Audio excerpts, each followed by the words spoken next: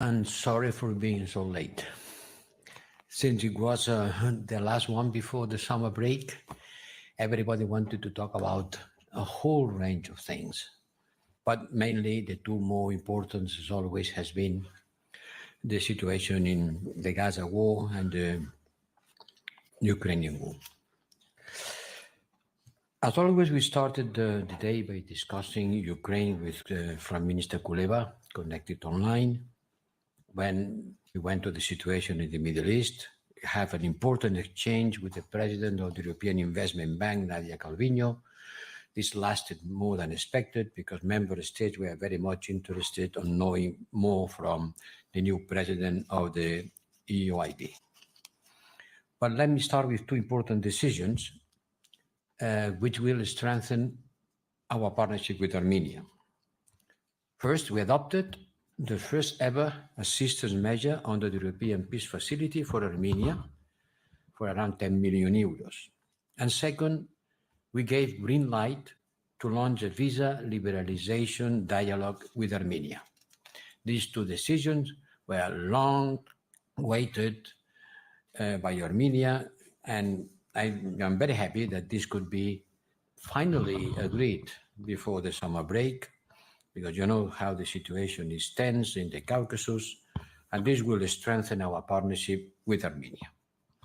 On Ukraine, nearly all ministers condemned the Russian missile attack against civilians and the recent attack against the Children's Hospital in Kyiv, which shows that Ukraine needs more air defense, and the defense is being required now. So we discuss and we review what we have been able to supply since the last month at the Washington meeting, and member states consider the possibility of increasing its support to Ukraine in order to reject these criminal air attacks. The other problem was the energy infrastructure. This is an important point of the capacity of Ukraine to resist. There is a high percentage of Ukrainian electricity generation capacity that has been damaged or destroyed, or it is out of the territory controlled by the Ukrainian government. And this is happening in summer. You can imagine in winter. Putin wants to put Ukraine into the darkness and the cold. And that's why the coming 2 or 3 months will be crucial. And we don't have time to wait before the winter arrives. I asked ministers to start mobilizing now to provide more power generation capacities to Ukraine. Contributing to the Ukrainian Energy Support Fund is also needed. Then we went to our military support for Ukraine through the European Peace Facility. Most member states insisted on the need to lift the blockage for this payment pending for months, more than years or year. And at the same time, they stressed the importance to move on regarding the decision to implement the new Ukrainian Assistance Fund, which has been blocked by one member state for more than 1 year. The member states insisted that this was something unacceptable, unbearable, but unhappily, a situation of blockage remains. On the windfall profit, I updated ministers on the progress towards the first transfer of 1.4 billion expected to happen at the beginning of August, next week. And we are set to finance the acquisition of priority military equipment, once again air defense, once again ammunition for artillery, and also, and this is new, procurement for the Ukrainian defense industry. So we are not going only to provide military support to Ukraine, but from Ukraine itself, which is certainly the most logical and efficient thing we can do. Then we discussed with Kuleba the next steps following the summit on peace in Switzerland, and agreed that we have to do more to engage with global partners from across the world. This summit in Switzerland got good results, but this has to be improved. About 90 states who has agreed with the final statement of this meeting, but we have to continue reaching out to them in order to counter the Russian propaganda and to clarify and to explain everybody around the world what's going on in Russia, attack against Ukraine. To remind there is an aggressor and an aggressed, that Ukraine is defending, and we are supporting Ukraine on defending itself. Sometimes this is not being explained, or sometimes it even hide. No, let's tell the truth. Let's stress the position of the European Union, which is and remains and has been for quite a long, to support the Zelensky's peace formula, which is the only peace plan in town, here in Brussels. The only peace plan that the European Union support. Let me say that again. Russia is the aggressor in violation of the United Nations Charter, and Ukraine the victim, exercising its fundamental right to self-defense. And there's nothing of hysteria about that. It's just telling the truth. The European Union policy is not a pro-war policy. We strongly rejected that. We analyzed the statements and the actions implemented by the Hungarian Prime Minister and the Foreign Affairs Minister of Hungary, and with one single exception, I can say that all member states, with one single exception, were very much critical about this behavior. It's Putin who is the war party. The only one who is pro-war is Putin, who is calling for the Ukraine partition and rendition as preconditions for any talks and any ceasefire. And he sends reminders every day in the form of thousands of missiles, drones, and glide bombs, and more military offensive. So if you want to talk about the war party, talk about Putin, not about the European Union. Putin is the pro-war party here. We want peace.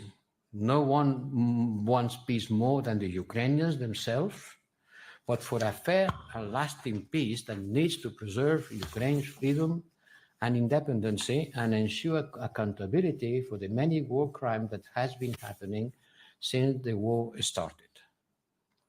Any so-called peace mission that ignores these basic fundamentals is, at the end of the day, only benefiting Putin and will not bring peace. With a single exception, I think that all member states agreed on the need to work for peace, but on this basis. 25 member states criticized Hungary's action, also in light of its responsibilities as rotating presidency. And nearly all member states insisted on the need to keep unity. And I reminded on the duty of loyalty under Article 24.3 of the Treaty of the European Union, who is there not for decoration, not there as empty words. Each member state is sovereign on its foreign policy, true. But as far as they are members of this club, they have to obey to the treaties and in particular to this article, which is asking for loyal cooperation and implementation of the common positions on foreign policy. It's not something that you can do or not. You have to. And members discuss about another issue, which is where to hold the informal Foreign Affairs Council. There were quite a strong division. I tried to do my best in order to get unity.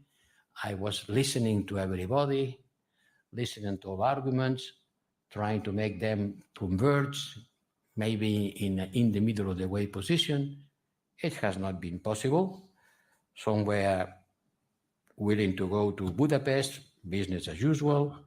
Others clearly didn't want to go. And others say, okay,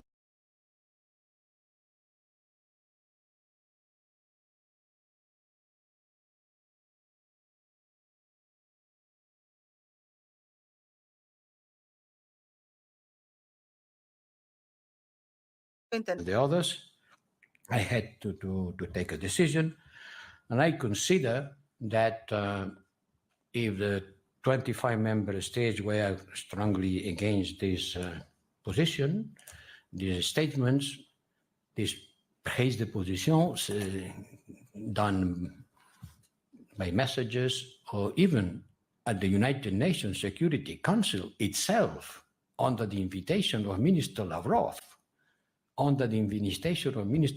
telling the EU policy is the policy of war. I understood that we have to send a signal, even if it is a symbolic signal, that being against the foreign policy of the European Union and disqualifying the policy of the European Union as the party of war has to have some consequences. Well, formal consequences, symbolic consequences, nothing grave will happen, but I think it was much more appropriated to show this, this feeling and to call for the next Foreign and Defense Council meetings, informal, in Brussels, when we come back from holidays. Now the Middle East. I invited the EU Special Representative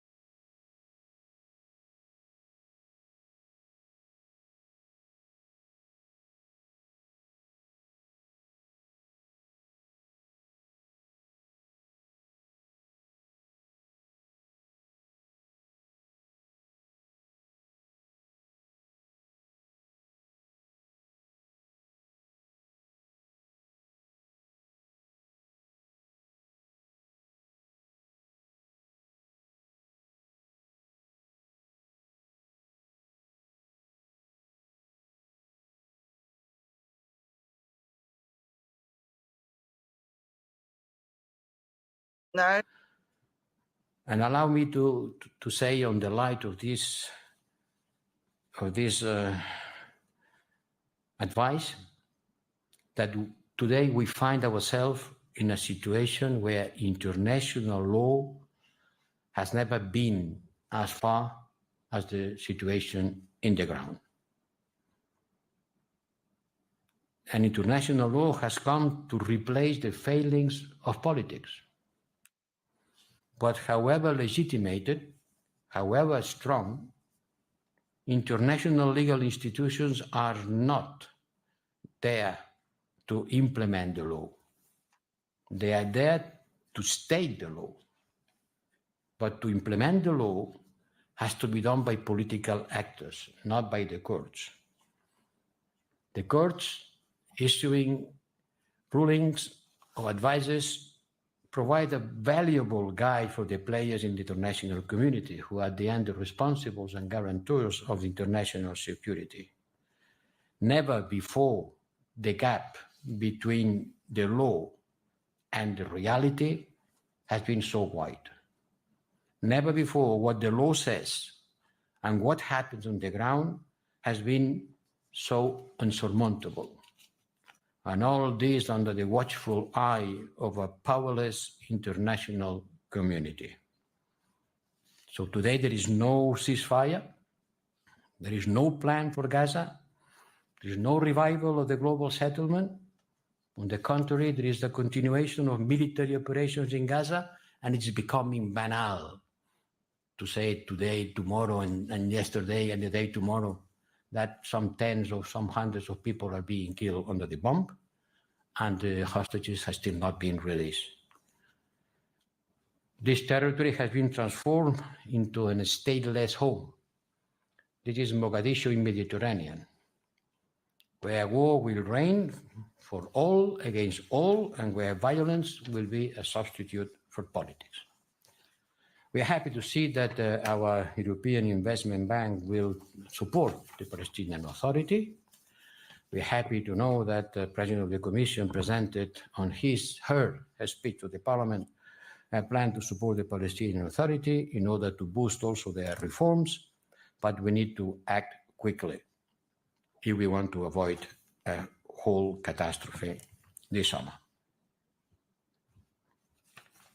Members support our work and our efforts in order to organize in the Ungar Week another meeting as the one that we hold last year. I remember last September, some weeks before the terrorist attack by Hamas, we were talking about the two-state solution.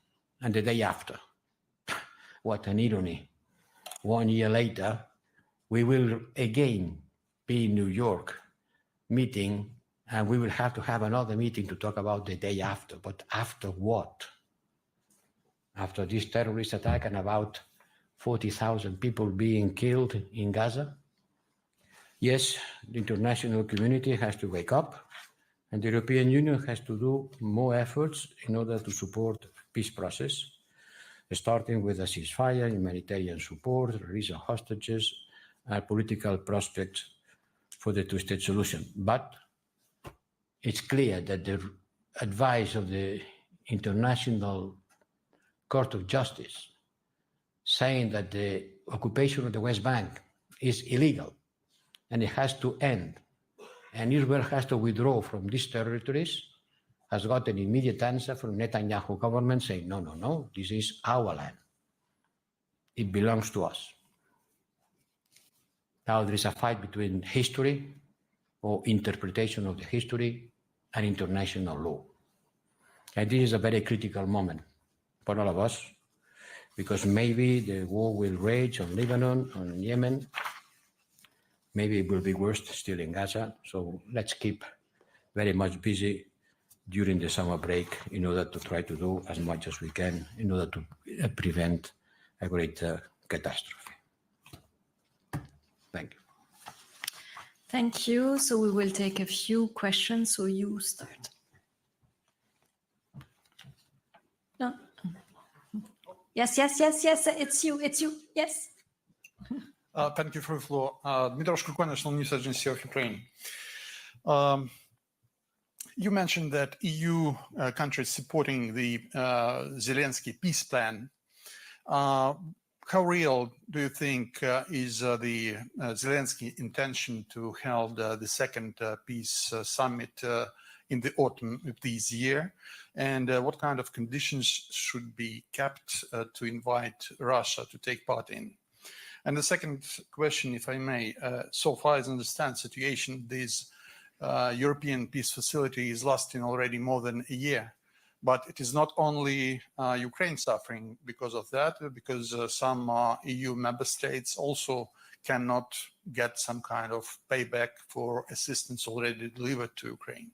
So do you see there some kind of solution, alternative solution could be reached by negotiations or in some other formats to let that expenditure be alive? Thank you. I'm sure that President Zelensky will to continue advancing on peace talks and to have another conference with the Russia tendency is real. Certainly. We already said what we have said in Switzerland. Next steps require the involvement of Russia. But have a look at what Putin said during the visit of Prime Minister Orban to Moscow. Have a look. These are the preconditions of Putin. But certainly, we have to engage in any hope for peace through diplomatic talks and whatever, but in some basis. In some basis, not on Putin's basis. And about the European Peace Facility, you know, I lost the hope that I could deblock it. For more than 1 year, we have been asking, putting pressure, looking for a solution, now this, after another thing. Today I said this is shameful, purely shameful. And not because we are not able to provide military support to Ukraine, because this money has to be paid to the member states, because member states already provide this military support and Ukraine has received it. But member state has not been reimbursed. And if they are not being reimbursed by what they did in the past, they have little incentive to continue that in the future. So I don't know. I don't know how can I solve it, but today I qualify it as a shameful situation. Jorge. Hello, Jorge Liboreiro with Euronews. 2 questions for you, High Representative. The first one is you invoked this article on loyal cooperation between member states. Do you think Hungary has already breached this article, that there's a legal breach in its activities? And second, besides this boycott of the Gimnich meeting that you just explained, do you envision any other measures to ensure the Hungarian presidency doesn't continue disrupting EU unity with the self-proclaimed peace mission? Thank you so much. First, I refuse the word boycotting. The informal meeting will take place, and Hungary will be sitting there.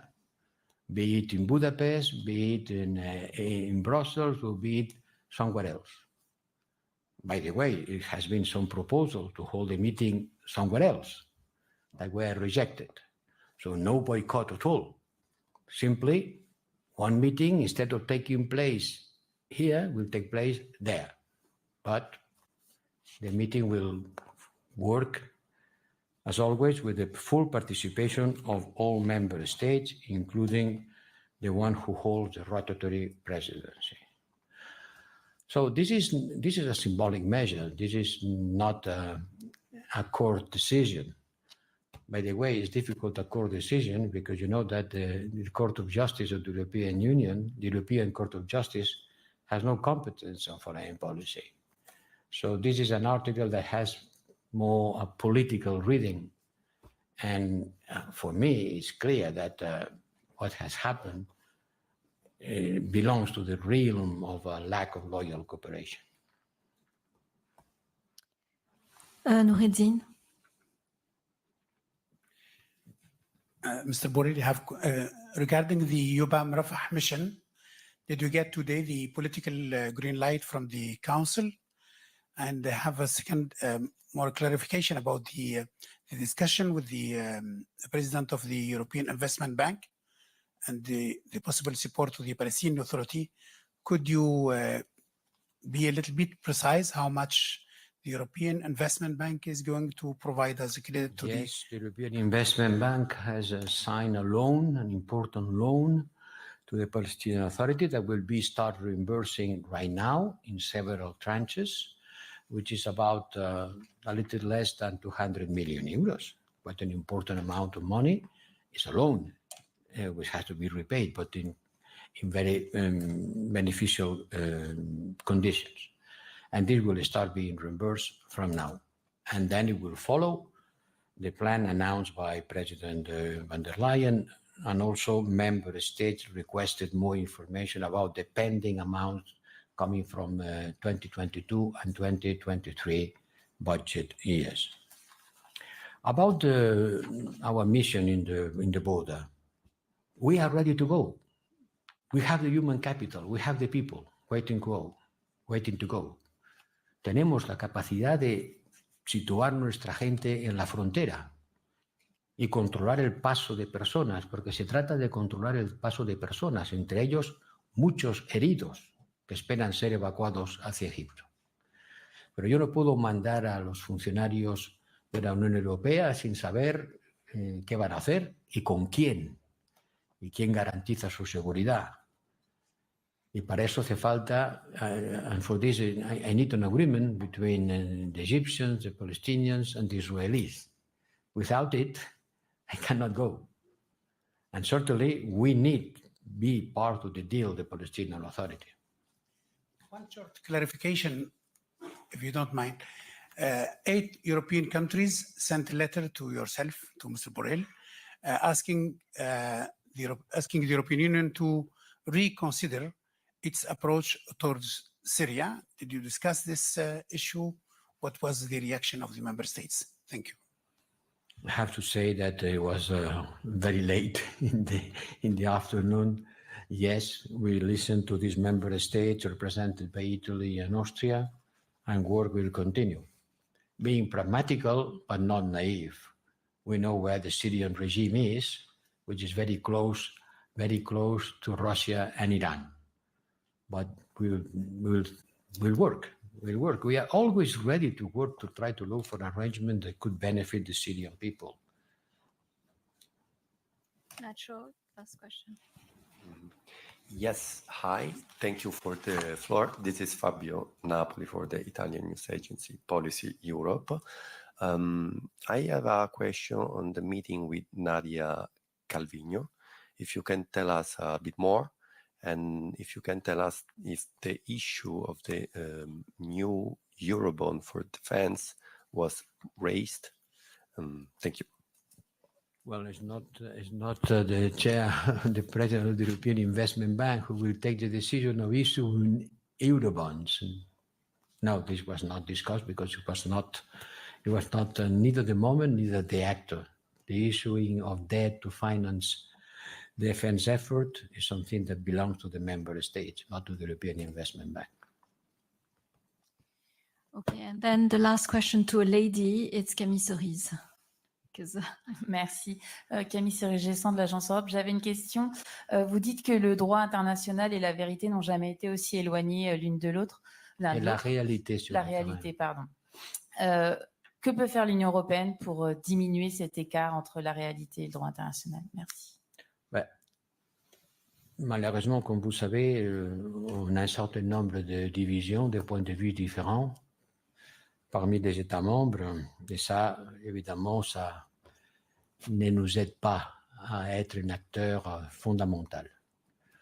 Mais on va continuer à faire ce qu'on est en train de faire. Et c'est pas peu.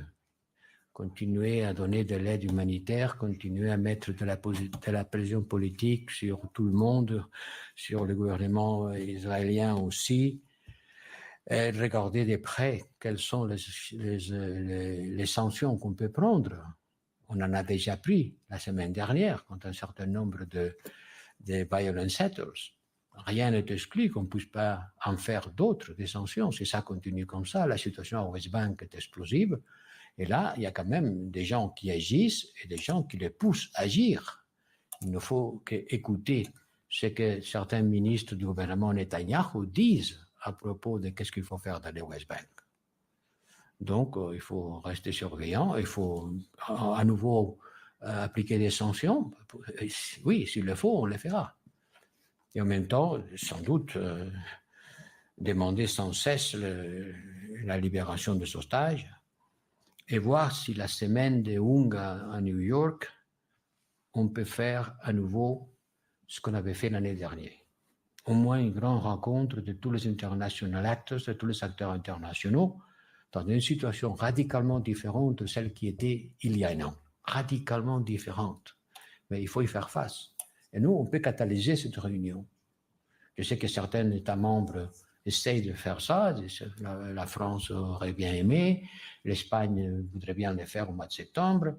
Et la semaine de la UNG à New York, ce sera un moment où l'Union européenne et nos partenaires arabes et américains doivent trouver l'occasion de travailler ensemble. On a invité sans doute le gouvernement israélien, les Palestiniens, on a l'initiative norvégienne, le Ad hoc Liaison Committee. Nous, vous savez, on est des diplomates, on n'a pas d'autre moyen que l'art de la parole, de la réunion et de l'action qui devient plus ou moins contraignante, mais qui se base évidemment sur des principes. Je dis, jamais le droit international, la loi a été aussi éloignée que la réalité. Malheureusement. Ben, je close cette conférence de presse. Merci. Thank you very much and have a nice break, summer break. Thank you. Merci.